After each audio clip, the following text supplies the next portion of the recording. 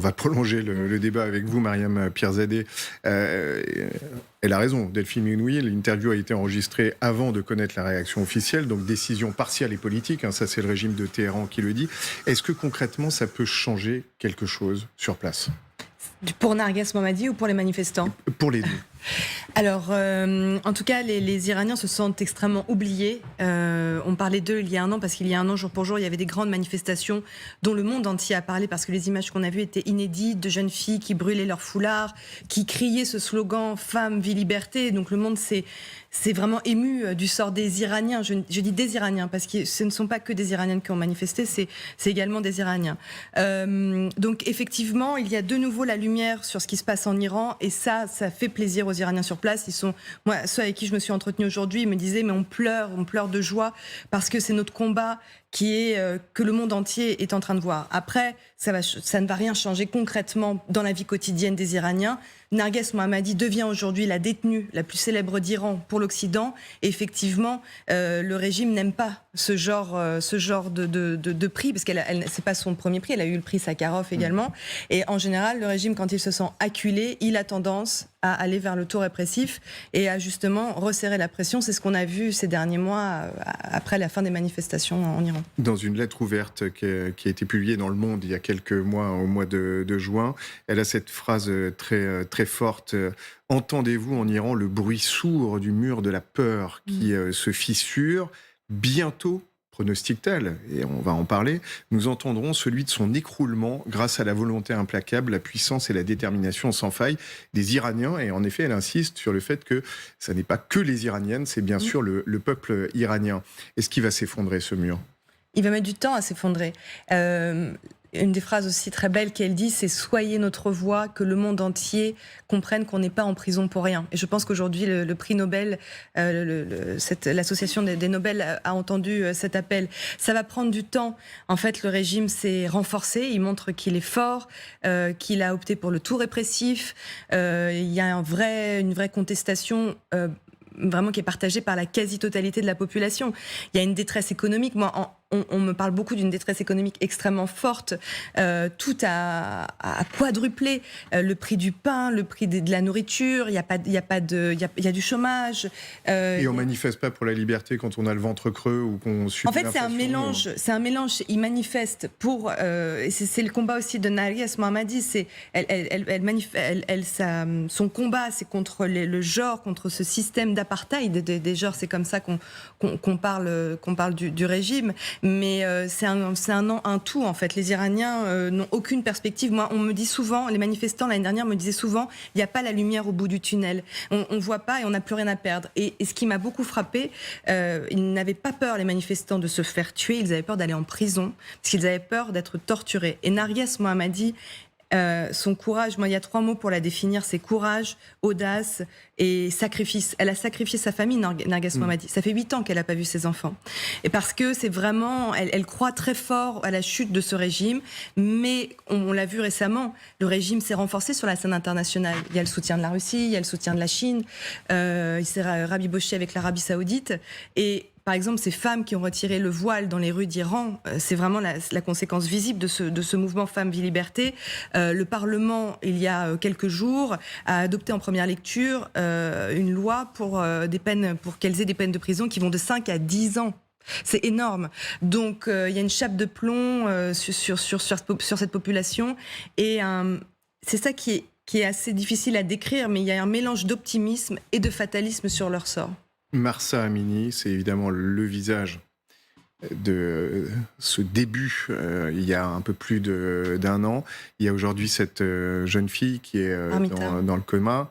On a l'impression que ça ne déclenche plus le même phénomène qu'il y a un petit peu plus d'un an, même si, et vous nous l'avez dit tout à l'heure, beaucoup d'Iraniens en parlent. Est-ce que c'est grippé ? Est-ce que ça peut être ravivé, revigoré par ce prix Nobel ? Moi, je pense qu'il y a eu des Mahsa Amini avant, il y en aura encore, c'est ce que je disais l'année dernière. Le sort de Armita, il est terrible. Sa mère a été arrêtée hier. Ses parents n'ont pas le droit d'aller la voir sur le lit d'hôpital. Moi, je me suis entretenue avec des journalistes qui ont interdiction d'en parler, interdiction d'enquêter. Et une de mes sources sur place m'a dit elle est très vraisemblablement en état de mort cérébrale et la probabilité que ce soit une nouvelle affaire Mahsa Amini est très forte. Et quand je parle avec des Iraniens aujourd'hui sur les réseaux, sur les applications de chat, ils me disaient mais en fait on est tellement anesthésiés. En fait, il n'y a pas le même. En fait, comme s'ils n'avaient plus d'énergie. Et Armita, son sort est complètement quadrillé. L'hôpital où elle est à Téhéran, c'est un hôpital qui est militaire. Toutes les rues, il y a une très forte présence policière. Et impossible de savoir dans quel état elle est. Mais ça peut effectivement faire repartir ce mouvement. Mais encore une fois, ce mouvement, même s'il n'y a plus ces manifestations impressionnantes et ces femmes qui brûlent le foulard, la colère, elle est toujours là et elle est décuplée à chaque fois qu'il y a une nouvelle affaire. Alors, vous l'avez dit, Narges Mohammadi n'a pas vu ses enfants depuis 8 ans. Son mari vit en exil en France depuis un peu plus de 10 ans. Il s'est exprimé aujourd'hui. Il est fier, bien entendu. Il espère que ça va changer les choses. Et puis, en même temps, il y a un petit pic à l'égard des gouvernements occidentaux. Écoutez. ببینید زن زندگی آزادی جنبشی بود که در جامعه مدنی جهان خیلی مورد توجه قرار گرفت و واقعا اعجاب انگیز بود ولی دولت‌های اروپایی و آمریکایی زیاد به مسئله توجه نکردن واقعیتا من اینو درک میکنم اما زن زندگی آزادی یه ویژگی در جامعه ایران. Alors, je vais faire tourner la parole. Votre point de vue là-dessus, est-ce que malgré tout, il y a une forme d'hypocrisie des gouvernements, peut-être pas des sociétés, on parle beaucoup de femmes vie liberté depuis un peu plus d'un an, est-ce que les gouvernements occidentaux en font assez, ou alors au nom de la réelle politique, on évite de se fâcher avec ce régime ? Moi, je voudrais d'abord dire 2 mots sur la comparaison avec la Russie. Vous savez, l'année dernière, c'est Dimitri Muratov qui a eu le prix Nobel de la paix, le rédacteur en chef depuis très longtemps de Novaya Gazeta, le dernier journal d'opposition. Ça n'a pas empêché d'une part la fermeture pure et simple de Novaya Gazeta et ça n'a pas provoqué de grands mouvements parce que il faut voir que quand le régime devient très répressif, et je pense que c'est le cas bien sûr aussi en Iran, la contestation devient très encore difficile, voire impossible. Maintenant, il faut se souvenir que aussi, même à l'époque soviétique, l'académicien Sakharov a eu le prix Nobel de la paix, Solzhenitsyn a eu le prix Nobel de la littérature. À chaque fois, ils ont été vilipendés en Russie. À chaque fois, ça disait que c'était plus ou moins des agents de l'étranger, même si le terme n'était pas utilisé à l'époque. Il faut voir à quel point, en effet, le régime des Pasdaran et des Mollahs contrôle la situation. Parce que nous avons vu dans plusieurs pays, au Venezuela notamment, des soulèvements de l'opposition qui n'ont rien donné. Il faut voir la balance entre ceux qui protestent et ceux qui soutiennent le régime.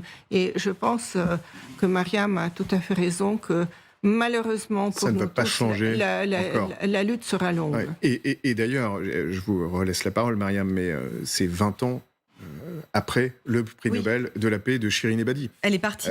Voilà. Elle est partie en 2009 à cause des pressions. Voilà. Et c'est Narges qui a effectivement repris Shirin son Ebadi rôle. qu'on voit, 2003. Et d'ailleurs, Narges Mohammadi a travaillé pour l'organisation de Shirin Ebadi. Exactement, elle a repris l'organisation juste très rapidement. C'est vrai que c'est un régime qui est militaire et religieux. Il y a les gardiens de la révolution et le guide suprême, donc celui qui dirige vraiment l'Iran, Ali Khamenei, et il va mourir un jour. Et sa succession, effectivement, n'est pas du tout actée. Et beaucoup pensent qu'il peut y avoir une bascule à ce moment-là. Parce que les intérêts économiques des gardiens de la révolution, qui détiennent au moins 60% de l'économie iranienne, vous savez, l'Iran, c'est riche. C'est les 2e réserves de gaz au monde, les 4e réserves de pétrole et énormément de denrées. Pour ça qu'on ne se fâche pas trop, d'ailleurs, avec l'Iran, d'ailleurs. Et il peut se passer une bascule, mais c'est impossible à prédire. Ce qui est sûr, c'est que ça peut être long, mais il y a une vraie détermination pour les Iraniens que ce régime parte, ce régime tombe, et après on verra quelle est l'alternative. Claude Blanche-Maison. Alors, comme vous l'avez dit, évidemment, le projecteur va être mis sur cette affaire et sur cette femme qui est en prison jusqu'à au moins la cérémonie de remise officielle du prix à Oslo. il est probable que, en effet, les autorités ne vont pas la relâcher pour qu'elle aille chercher son prix. Surtout après ce qu'ils ont dit aujourd'hui, effectivement. Mais évidemment, la lumière sera, et tous les médias occidentaux ou dans le monde entier, peut-être un petit peu quand même de façon indirecte en Iran, parleront de ce sujet. Donc ça fragilise quand même un peu le régime, je pense, mais je ne connais pas la réalité de l'Iran. Donc effectivement, y aura-t-il des manifestations ? Les Iraniens, hommes et femmes, descendront-ils dans la rue ? Ça, c'est vous qui êtes mieux en état que moi de l'apprécier. Pour l'instant, ça n'est pas le cas, en tout cas. Prendre un autre exemple qui est plus ancien, qui date d'il y a 40 ans, quand Monseigneur Desmond Tutu, dans l'Afrique du Sud de l'apartheid, a reçu le prix Nobel de la paix.